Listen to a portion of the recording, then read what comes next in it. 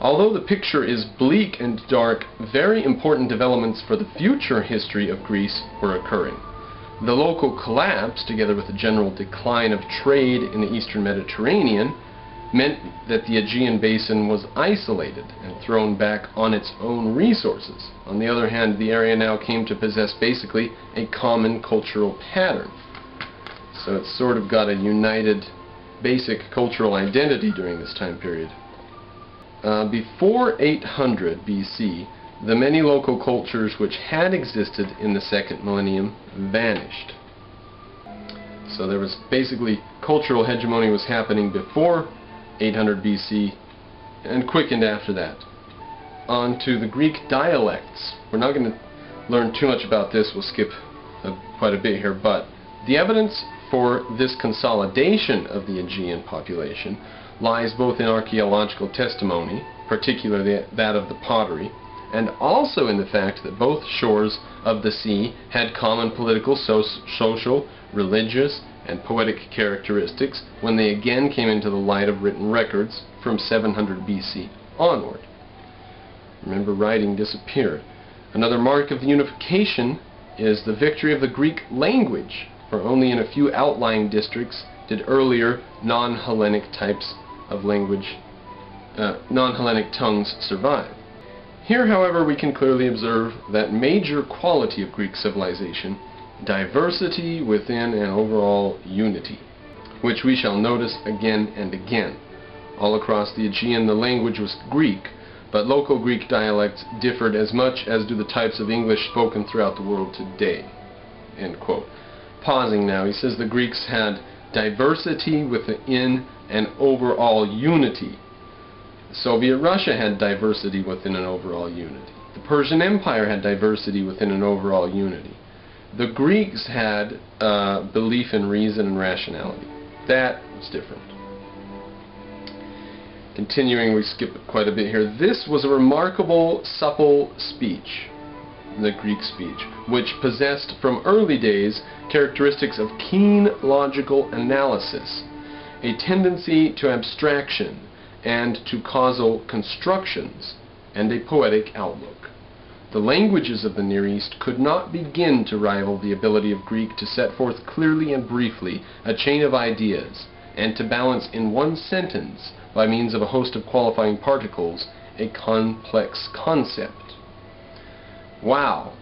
Now, that's all he says. He just goes on to the next subject. Bam, and we're just hit. What was the root of that? Is that true, or is that intrinsicism? I don't know. That's fascinating. The nature of the language, I don't know about that. I just don't know about that. Political and social institutions.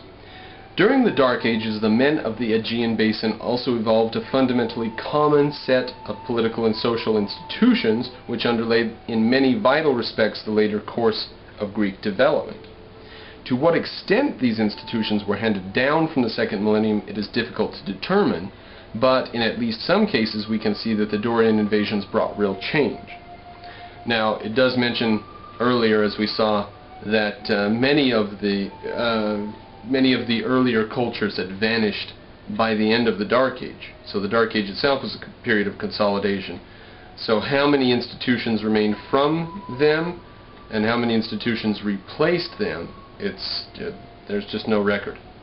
Politically, for instance, the wide ruling lords of the Mycenaean palaces vanished, together with their bureaucracies. Greek lands turned decisively away from this imitation of Near Eastern monarchy to a far simpler system. Local leaders who called themselves kings ruled only tiny areas, and though in Homer these kings boasted their descent from Zeus, they were little more than war chiefs.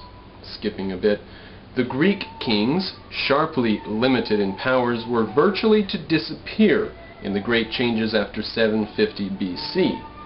The minute political subdivision of Greece, however, and the communal sense of unity among the inhabitants of each tiny kingdom were fundamental roots of later city-states. We skip a ways. In this primitive world, individual rights had almost no place, and a man cast out of his local community by reason of self-will, murder, or other social crime was in serious straits unless he could find an alien king to serve as his protector. That is the beautiful era of anarchy, when rights doesn't matter, it's just everyone has a right to their own self-government. Individual rights as such, enforced by an overarching government, no. Everyone has a right to their own self-government. Dangerous, dangerous, dangerous times. Any difference which may initially have existed between invaders and subject population tended to dissolve in the Dark Ages, but the Greek countryside was nonetheless fairly sharply divided into two classes. The upper class furnished the priests and other officials, led in battle, and sat with the king at feasts and in council on major problems. It was by and large richer in land. The lower classes consisted of the smaller peasants, of day laborers, who owned no land and so were on the margin of society, and of the simple artisans and tradesmen who provided the non-agricultural necessities of life. To comprehend the rigidity and superstition which marked most sexual and social customs of the early Greeks, a modern student might well use for the comparison the ways of tribes in Africa and the Pacific Islands, which have been studied by anthropologists. Just in case you were wondering and wanted to look into that. Very superstitious, very non-sophisticated. The first signs of the Greek outlook. That's the overtitle here. Proto-geometric pottery. Means the pottery that came before geometric pottery. Talking about the years 1050 BC down to 900 BC. About a 150-year period, which enters into the Dark Age and is part of the Dark Age. For clear evidence that the fundamental qualities of Greek civilization had begun to appear in the Dark Ages, one must look to the physical remains of the era, especially its pottery, and to the burgeoning of myth and epic. During the Dorian invasions from Europe above, the more advanced skills which had been plied at the Mycenaean palaces disappeared, such as the workings of ivory and gold, fresco paintings, and architecture. Neither sculpture nor architecture of any serious significance reappeared in the Aegean basin until almost 750 BC. But pottery, wood, textiles, and metals continued to be necessary for survival. Throughout most of this period, bronze was still the principal metal, though the use of iron slowly grew for weapons and tools. The changes which took place in the potter's outlooks are particularly illuminating, for pottery was one of the chief products of this poverty-stricken age. Although vases were employed for many purposes in the homes, not much of this ware has survived. What we do have are the burial gifts, that is, the containers for oil, wine, and other provisions which a corpse was expected to need. That's mostly where we get our pottery examples from. Now, I don't know, they probably had simpler pottery for use day to day, right? And the really exquisite, grandly organized and designed stuff is probably the stuff they buried with their kings. Now, there's a place called the Keramikos, and it's spelled with a K. It's the cemetery northwest of the Acropolis in Athens. You'll run across this word quite a few times if you read much about Greece. So let me give you the spelling: K-E-R-A-M-E-I-K-O-S, Keramikos. The Keramikos Cemetery, northwest of the Acropolis in Athens in particular, provides examples of burials all across the Dark Ages. Here the first graves after the Mycenaean collapse were simple inhumations, for men could spare little to lay away with the dead. The pottery at this stage displayed the tired shapes and the weak decoration inherited from the Mycenaean world.